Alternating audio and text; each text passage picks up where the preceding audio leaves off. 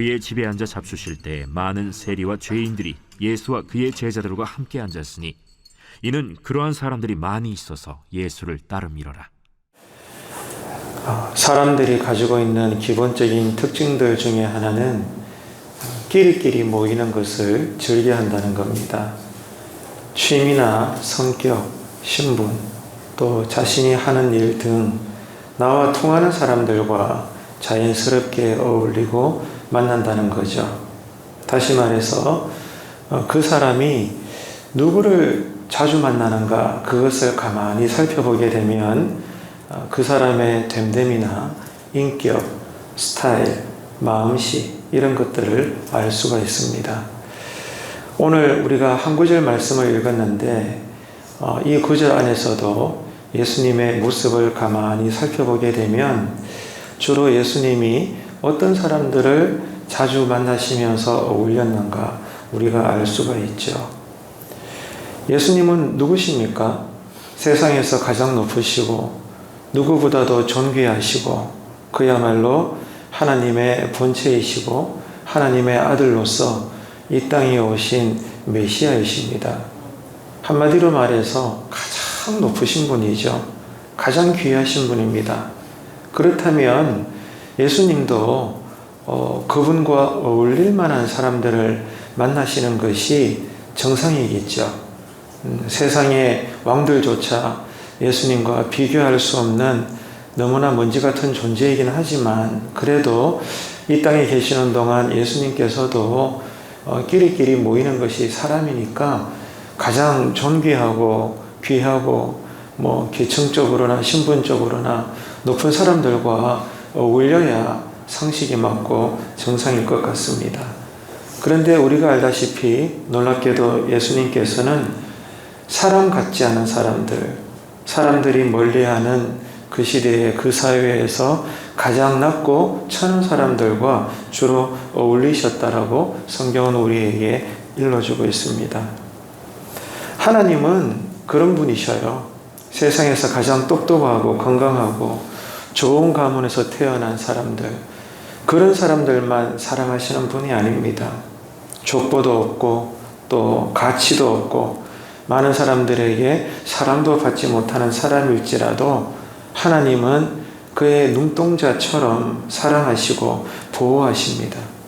성경은 이것을 우리에게 강하게 일러주고 있죠.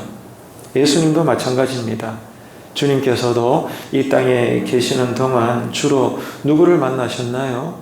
창녀를 만나셨고 세리를 만나셨고 또 귀신 들린 자와 함께 하셨고 또 그 시대에 하나님께 저주를 받았다라고 모든 유대인들이 다 그렇게 여기고 있는 불치병에 걸린 자들과 거침없이 날마다 만나셔서 대화하시고 손도 잡아주시고 식사도 마다하지 않고 함께 하시고 그러셨단 말입니다. 그리고 또 배고픈 자를 만나게 되시면 먹을 것을 먼저 제공해 주시면서 저들의 삶에 필요한 것들을 채워주신 그러한 주님이십니다. 여러분, 은혜가 뭔가요? 은혜는 받을 자격이 없는 자인데 충분히 받을 자격이 있는 것처럼 받아 누리는 그러한 복입니다. 이게 은혜죠. 선물입니다. 하나님께서 우리에게 거저 주시는 선물이 은혜입니다. 오늘도 저와 여러분이 이 은혜로 살아야 될 줄로 믿습니다. 이 은혜는 마치 강물과도 같아요. 강물은 언제나 위에서 아래로 흘러내리죠. 하나님의 은혜는 높은 곳에 있는 것이 아니라 언제나 바닥으로 아래로 흘러내려가는 겁니다. 그래서 제자들이 어느 날 산 위에서 예수님이 놀랍도록 그 모습이 변화되시고 제자들 눈에 실제 천국의 영광이 보였을 때 베드로와 몇몇 제자들이 너무 기이하고 또 황홀하고 좋아가지고 여기가 좋구나, 여기가 천국이구나, 야 우리 여기서 살자. 그래서 예수님에게 말하잖아요. 여기가 좋사오니 초막셋을 치겠습니다. 주님을 위해서 우리가 할 수 있는 것을 모든 것을 할 테니 주님 여기서 삽시다. 여기서 우리끼리 신앙생활 합시다. 이랬을 때 예수님은 바로 천국의 영광을 거둬버리시고 제자들을 재촉하셔서 산 아래로 내려가자 이렇게 말씀하셨어요.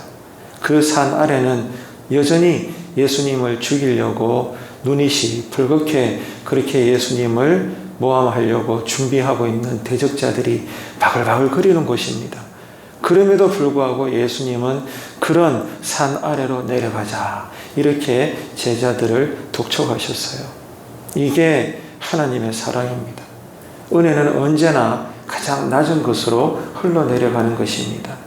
그렇기 때문에 오늘 또 저와 여러분이 우리 가정이 또한 교회가 날이 갈수록 더욱더 힘을 내어야 할 것은 어떻게 하면 이 건물을 더 크게 할까?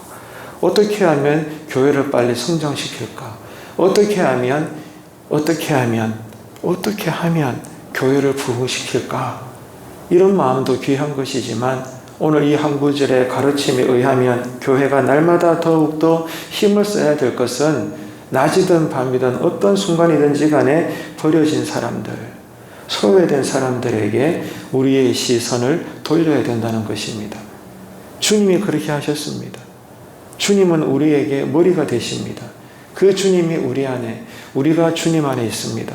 오늘도 우리를 향하신 하나님의 뜻은 바로 이것입니다. 사랑할 만할 가치가 전혀 없는 사람들을 우리가 예수 이름으로 그들을 만나주고 공감해주고 친구가 되어주고 다른 데서는 야박하게 다 쫓겨났을지라도 그런 자들이 자기 집처럼 마지막 도피성으로 이 교회에 쉽게 문턱을 넘어 들어와 함께 앉아 예배 드릴 수 있는 인생을 함께 나눌 수 있는 그런 공간으로 우리는 만들어야 하는 것입니다. 지금 우리의 신앙을 돌아봅시다. 사람들이 멀리하고 멸시하는 사람들을 지금 우리들은 어떻게 대하고 있는지를 오늘 이 한 구절의 말씀을 기억하면서 이 새벽에 기도합시다. 주님, 내가 그런 사랑의 사람 되게 하소서.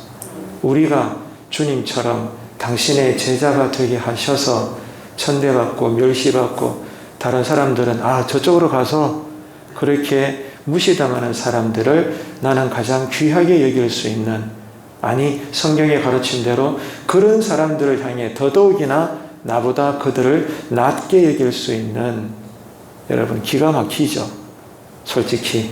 하지만 우리는 그리 해야 하는 사람들입니다. 이게 여러분 우리의 인위적인 마음으로 되겠습니까? 기도하지 않고는 되지 않습니다. 성령님이 우리를 지배하지 않고서는 절대로 자원하는 기쁨으로 겸손한 마음으로 그러한 성경은 나오지 않습니다. 그러므로 오늘도 저와 여러분이 종교적인 쇼를 해서는 안 됩니다. 기도하는 가운데 성령님의 두루마기가 나를 완전히 콕 싸매어 가지고 성령님의 감동으로 내 주변에 버려진 자, 소외된 자, 나의 도움이 필요한 자, 여러분 목장의 이름으로, 교회의 이름으로, 신자요 또한 예수님의 이름으로 그런 자들에게 가장 따뜻하고 가까운 친구가 될 수 있는 교회가 되시기를 바랍니다. 그래서 하나님께 인정받고 기쁨이 되고 또한 하나님께 영광이 되며 우리에게도 큰 기쁨과 선한 자랑이 될 수 있도록 이 아침에 기도하실 때 참된 경건의 순종을 할 수 있도록 주여 우리에게 은혜 주십시오. 이런 참된 섬김의 하루가 되시는 이 한 날 되시기를 주님의 이름으로 축복합니다.